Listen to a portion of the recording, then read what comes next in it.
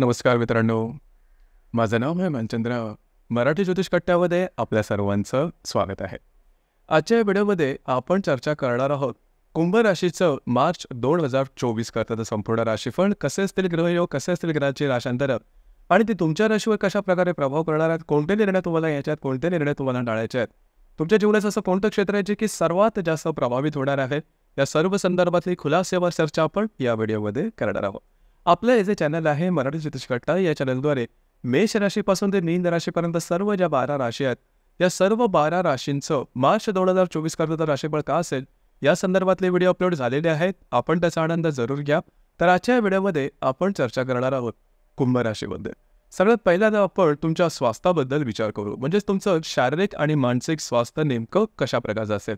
जसं की तुमच्या राशीचा जो स्वामी आहे शनी हा तुमच्याच राशीमध्ये भ्रमण करतोय, त्याला आपण 7.5 असं सुद्धा म्हणतो. खास करून गेल्या 1-1.5 वर्षांमध्ये तुम्ही 7.5 जे प्रभाव आहेत ते अनुभवलेले असतील, किंवा काही जी नक्षत्र आहेत म्हणजेच शततारका वगैरे किंवा पूर्वा भाद्रपदा हे थोडेसे अनुभवाचे बाकी आहेत, परंतु धनिष्ठ नक्षत्रांनी मात्र पुरेपूर म्हणजे कुंभ राशीतल्या धनिष्ठ नक्षत्रांनी या 7.5चे अनुभव चांगलेच अनुभवलेले आहेत. तर साधारणतः शनी हा तुमच्या राशीत असल्या कारणामुळे ते अनुभव तुम्हाला येतात. काळजी करू नका, याच्यामधून सुद्धा तुम्ही बाहेर याल. महत्त्वाचं म्हणजे तुमच्या राशीचा जो स्वामी आहे शनी हा तुमच्याच राशीमध्ये भ्रमण करतो आहे.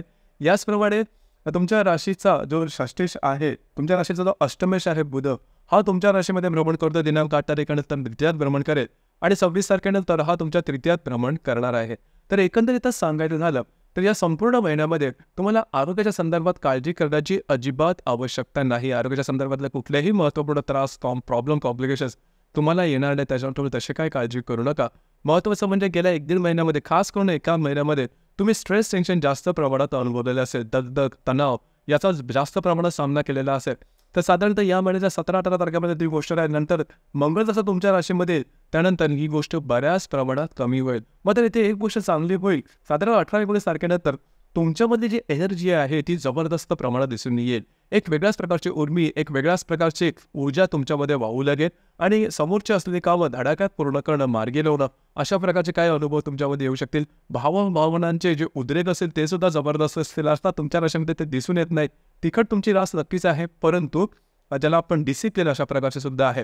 तर बरीचशी कामं आहेत ती तुम्ही हातावेगळी करू शकाल 17-18 तारखेच्या नंतर, आणि त्यामध्ये तुमचा कामाचा उरक हा जबरदस्त आणि दांडगा दिसून येते. एकच गोष्ट सांगायची वाटते की एनर्जी किंवा ऊर्जा ही एवढी जबरदस्त प्रमाणात असेल की कधी कधी वैयक्तिक नातेसंबंधावरती त्याचा प्रभाव होऊ शकेल, परिणाम होऊ शकेल. तर या संदर्भात थोडीशी काळजी घेणं गरजेचं राहील. तुमची वाणी, तुमची वागणे, तुमची बॉडी लँग्वेज ही थोडीशी टोकाची वगैरे जाणवेल. ते या साधारण 20 तारखेनंतर तुम्हाला अनुभव यायला लागेल. तुम्हाला म्हणण्यापेक्षा तुमच्या आजूबाजूला ज्या व्यक्ती आहेत त्यांना या संदर्भातले अनुभव थोडेसे जास्त येतील, तर त्याकडे थोडंसं लक्ष देणं गरजेचं आहे. त्याचप्रमाणे जो शुक्र आहे हा सुद्धा तुमच्या राशीमध्ये 9 तारखेपासून येणार आहे. खूपच चांगला आहे. शुक्र तुमच्या राशीचा राजयोगकारक ग्रह आहे, कारण महत्त्वपूर्ण अशा केंद्र कोणस्थानाचा तो अधिपती आहे, कारण चतुर्थेश आणि भाग्येश असल्या कारणामुळे महत्त्वपूर्ण कामं आणि भाग्याची साथ तुम्हाला नक्की मिळेल. काही कामं महत्त्वपूर्ण तुमची होऊ शकतील. एकंदरीत सांगायचं झालं तर मानसिक आणि शारीरिक संदर्भात हा जो महिना, हा महिना तुमच्यासाठी शुभफलदायी असाच असणार आहे. तसं पाहिलं तर तुम्ही या महिन्यात बरेचसे ग्रह तुमच्या राशीमध्ये भ्रमण करत आहेत. जसं की रवी, शनी,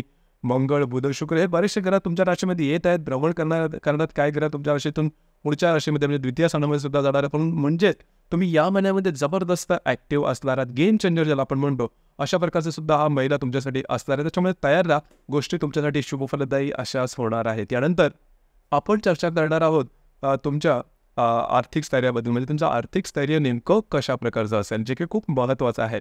तर तुमच्या राशीच्या 2, 5, 8, 11 या स्थानांचे जे अधिपती आहेत बुध आणि गुरु हे महत्त्वाचे ठरतात. जसं की तुमच्या राशीचा जो लाभेश आणि धनेश आहे तो आहे गुरु, जो की तुमच्या तृतीय स्थानामध्ये भ्रमण करतो आहे. तर साधारणतः आणि तुमच्या राशीचा जो पंचमेश आणि अष्टमेश आहे हा जो बुध तुमच्या राशीतून द्वितीय स्थानात जाणार आहे 8 तारखेला, आणि तिथून पुढे परत तो 26 तारखेला तुमच्या तृतीयात जाणार आहे.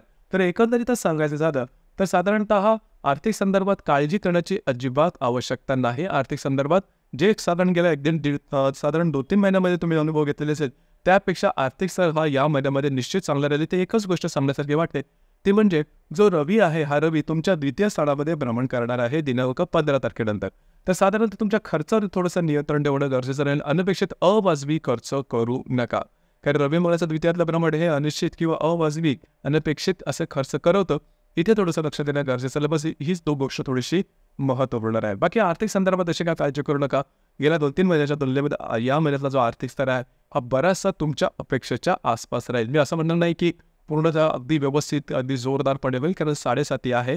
त्यामुळे गोष्टी अनपेक्षितपणे होणं किंवा आपल्या अपेक्षेपेक्षा वेगळं होणं अशा प्रकारचे अनुभव येतात. परंतु थोडंसं तरी किंवा चांगल्या प्रमाणात या गोष्टी या महिन्यामध्ये तुम्हाला पॉझिटिव्हली खूपच चांगल्या प्रकारे दिसून येतील. त्यानंतर आपण चर्चा करणार आहोत पारिवारिक सुखाबद्दल, म्हणजे गृहसौख्य नेमकं कशा प्रकारचं असेल. जसं की तुमच्या राशीचा जो चतुर्थेश आहे शुक्र हा तुमच्या व्ययस्थानामध्ये भ्रमण करतो आहे. दिनांक 8 तारखेनंतर हा तुमच्याच राशीमध्ये भ्रमण करणार आहे. तर घरातल्या ज्या व्यक्ती असतील त्यांच्याबरोबर तुमचे नातेसंबंध अतिशय सुमधुर असे या महिन्यात दिसून येतील. गेल्या महिन्यात ते तसे नव्हते. तर साधारण या महिन्याच्या पहिल्या आठवड्यानंतर हळूहळू घरातल्या व्यक्तींबरोबरचे नातेसंबंध सुधारतील.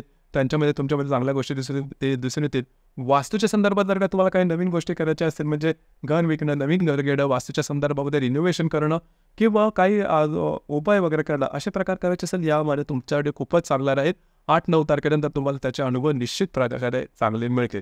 याचप्रमाणे लव्ह लाईफबद्दल विचार करायचा झाला तर साधारण तुमच्या राशीचा जो पंचमेश आहे बुध तुमच्याच राशीमध्ये भ्रमण करतो 8 तारखेनंतर. द्वितीय भ्रमण करेल 26 तारखेनंतर. तो तुमच्या तृतीयात भ्रमण करणार आहे. जर तुम्ही कोणाच्या रिलेशनशिपमध्ये असाल, दोघांमध्ये नातेसंबंध अतिशय सुमधुर अशा प्रकारचे दिसून येतील. नवीन रिलेशनशिप बनवायची असेल तरी हा महिना तुमच्याकडे चांगला राहील. खास करून जर तुम्ही शेअर मार्केटमध्ये ट्रेड करत असाल तर शॉर्ट टर्ममध्ये तुम्हाला काही चांगले लाभ मिळतील आणि त्याची सेव्हिंगसुद्धा खूप चांगले, लॉंग टर्ममध्ये सुद्धा तुम्हाला चांगले मिळतील. पण शॉर्ट टर्ममध्ये जर काही तुम्ही काही व्यवहार केलेले असेल तर त्याचे तुम्हाला अनुभव चांगले मिळतील. याचप्रमाणे ज्या गर्भवती महिला आहेत त्यांच्यासाठी सुद्धा हा महिना बराचसा चांगला राहील. पण थोडंसं 17-18 तारखेपर्यंत काळजी घ्या. 17-18 तारखेपर्यंत मानसिक थोडंसं जास्त तणावाखाली तुम्ही जाणू आहे. त्यानंतर गोष्टी तुमच्याकडे बऱ्याचशा फेवरेबल होतील. जो विद्यार्थी वर्ग आहे त्याच्यासाठी सुद्धा साधारणतः हा परीक्षेचाच हंगाम चालू आहे. तर थोडंसं तुम्हाला भाग्याची साथ वगैरे लाभेल. 7.5 आहे तरीसुद्धा थोडेसे एफर्ट जास्त द्या, प्रयत्न थोडेसे जास्त करा. बाकीच्या गोष्टी आहेत तुम्हाला ग्रहण करून त्याची तुम्हाला साथ सोबत चांगल्या प्रकारची मिळू शकेल. याचप्रमाणे वैवाहिक जीवनाबद्दल विचार करायचा झाला तर तुमच्या राशीचा जो सप्तमेश आहे रवी, जो की तुमच्या द्वितीयात भ्रमण करतोय दिनांक 15 तारखेनंतर, तो तुमच्या तृतीयात भ्रमण करणार आहे. इथे एक गोष्ट लक्षात घेण्यासारखी आहे की थोडंसं तुम्ही अनुभवलं असेल गेल्या महिन्यामध्ये की तुमचे जे वैवाहिक जोडीदार आहेत हे तुमच्याकडे थोडेसे विचारांनी हावी होते. अशा प्रकारचा अनुभव तुम्हाला याही महिन्यात थोडासा जाणवेल. पण तो काळजी करू नका, हा थोडीशी टेम्पररी फेज आहे. त्यानंतर या गोष्टी नॉर्मल होईल. काय स्वरूपे तुमच्या वैवाहिक जोडीदार तुमच्या ते हावी होतील असं मात्र अजिबात नाही. काही वेळेस आपल्याला सुद्धा थोडंसं सहन करावं लागतं. आणि मुळामध्ये तुमची जी रास आहे 7.5 आहे त्याच्यामुळे रिसिव्हिंग एंडला असणार, कारण गोष्टी तुमच्यासाठीच निगेटिव्ह आहेत. तुमची कधी कधी चुकी नसताना सुद्धा तुम्हाला थोडंसं सफरिंग किंवा थोडंसं सहन मात्र करावं लागेल. पण थोडंसं सहन करणं गरजेचं राहील. यानंतर जे तुमचं करिअर आहे या संदर्भात विचार करायचा झाला तर करिअरच्या बाबतीत तशी काय फारशी काळजी करू नका. गेल्या 1-1.5 महिन्याचा अनुभवाने अजिबात जाऊ नका. गेल्या 1-1.5 महिन्यामध्ये बऱ्याचशा प्रमाणामध्ये तुमची दगदग ही जास्त प्रमाणात वाढली होती. खास करून गेल्या महिन्यामध्ये म्हणजे फेब्रुवारीमध्ये तुमचं जे काय कार्यक्षेत्र असेल त्या ठिकाणचे व्यक्ती असेल त्या बऱ्याच प्रमाणात वेगळ्या विरोधात वागत होत्या, वरिष्ठांबरोबर कटके उडत होते. तुमच्या जे कार्यक्षेत्र संदर्भात बरेचशा तुमचं फिरणं वगैरे जातं, स्ट्रेस टेन्शन जास्त प्रमाणात झालं तर गोष्टी मनाप्रमाणे थोडक्यात होत नव्हत्या. यामध्ये तसं होणार नाही, काळजी करू नका. साधारण 18-19 तारखेचा नंतरचा जो कालावधी बराचसा चांगला उलट पक्षी तुम्ही तुमच्या कामाचा ठसा तुमच्या कार्यक्षेत्रावरती नक्कीच उमटवा. आणि तुम्ही किती डिसिप्लिन आहात, किती लॉजिकल आहात आणि कामामध्ये किती हुशार आहात याचा प्रत्यय सुद्धा या महिन्याच्या 17-18 तारखेनंतर निश्चित आहे. त्यामुळे तशी काय काळजी करू नका. गेलेला जो कालावधी आहे त्याच्या अनुषंगाने वेगळे काही लॉजिक लावू नका. तर एकंदरीत सांगायचं झालं तर हा संपूर्ण महिना जसं की मी सुरुवातीला सांगितलं बरेचसे ग्रह तुमच्या राशीमध्ये आलेले आहेत.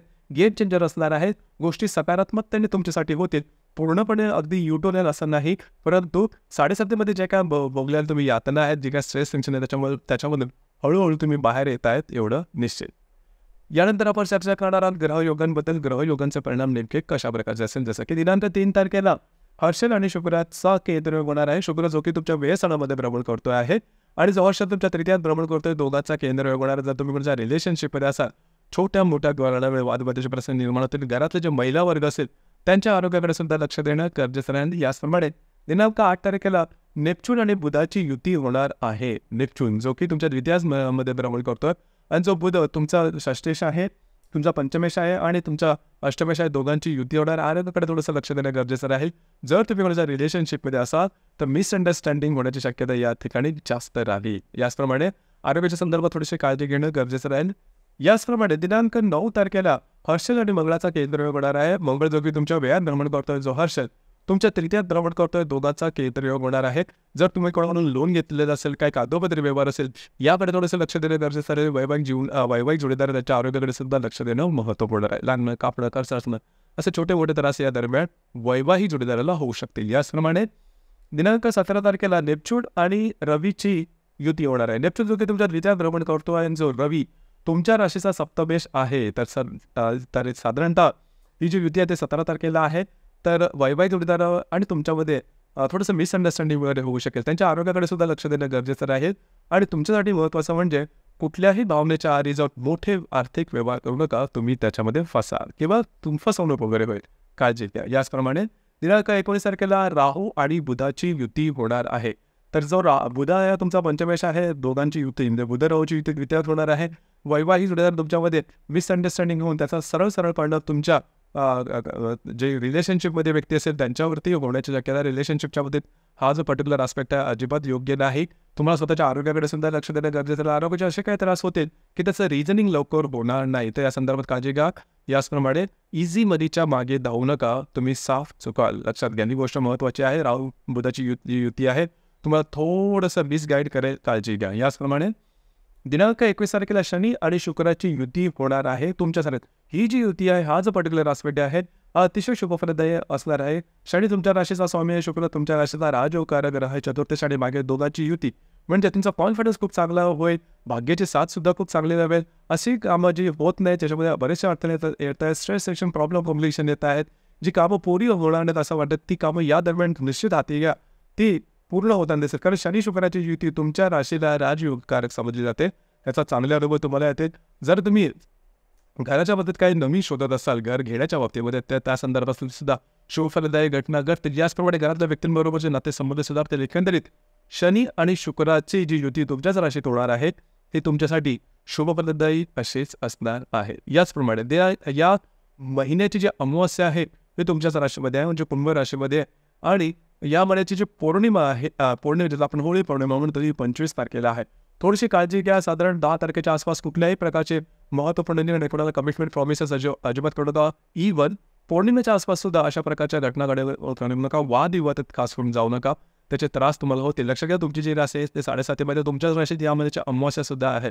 थोडंसं मानसिकतेच्या संदर्भात थोडीशी काळजी घेणं गरजेचं आहे. आणि तुमची जी राशी याच्यासाठी स्पेशल आहे. कुठलीही गोष्ट अगदी सरळ सोटपणे करणं आणि डिसिप्लिनमध्ये करणं हा तीही तुमच्या राशीची खासियत आहे. तर तशाच प्रकारचे काही अनुभव किंवा तशा प्रकारचा तुमचा माइंडसेट ठेवा, गोष्टी तुमच्यासाठी त्रासदायक होणार नाही. तर मित्रांनो, हे होतं कुंभ राशीचं मार्च 2024 करताचं संपूर्ण राशीफळ. आपल्याला हे राशीफळ कसं वाटलं, आपण त्याचा अनुभव कशा प्रकारे घेतला नक्की कळवा. आणि आपलं जे चॅनल आहे मराठी ज्योतिष कट्टा, याचा लाईक शेअर आणि सबस्क्राईब नक्की करा. धन्यवाद.